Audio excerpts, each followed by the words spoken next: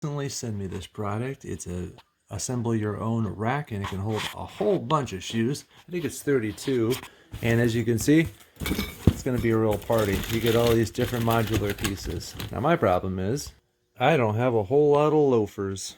Well, we got a couple more, but they're hanging out in this dark corner. But I have an idea, because as you can see, they're all modular. Well, not with one hand they aren't. Oh, that's better. First, let's get this assembled.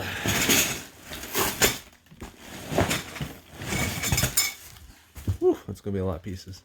So when you ended up opening, and then you'll see there's a couple different pieces. There's these shorter ones, which are more appropriate for actually maintaining your height between your different racks. And these ones, which are going to be for, well, here's an open one. This is going to be for maintaining your distance on the width, or, well, I'll show you in a second. As you can see, when I improperly built this one over here, I have these edge pieces over here that look like they're suggesting to come out here. That's because I don't mind the extra ones, but normally you would have this part connect to the next unit and the next unit, and I incorrectly use these long ones instead of the short ones because obviously I'm not using shoes in this case.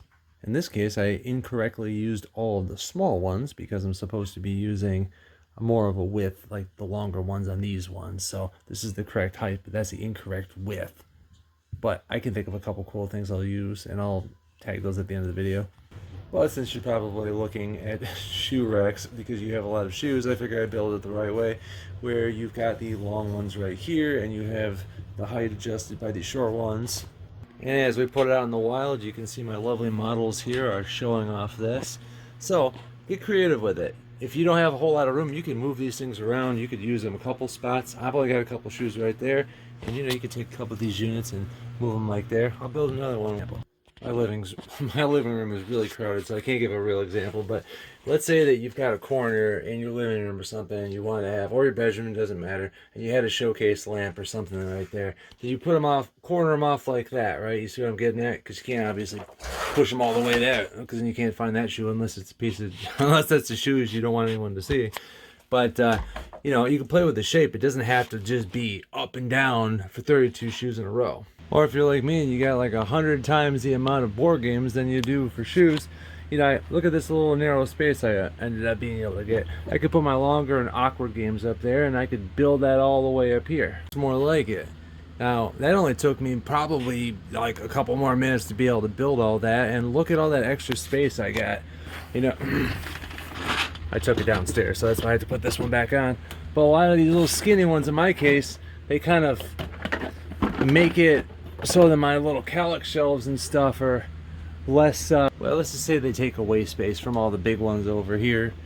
But look at that. For a storage space, that's pretty cool.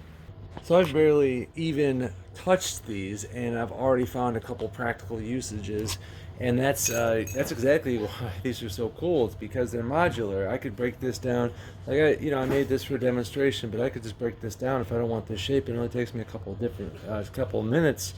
And you know, how durable are they? I mean, I could kick this around, and I'm sure it'd be just dandy.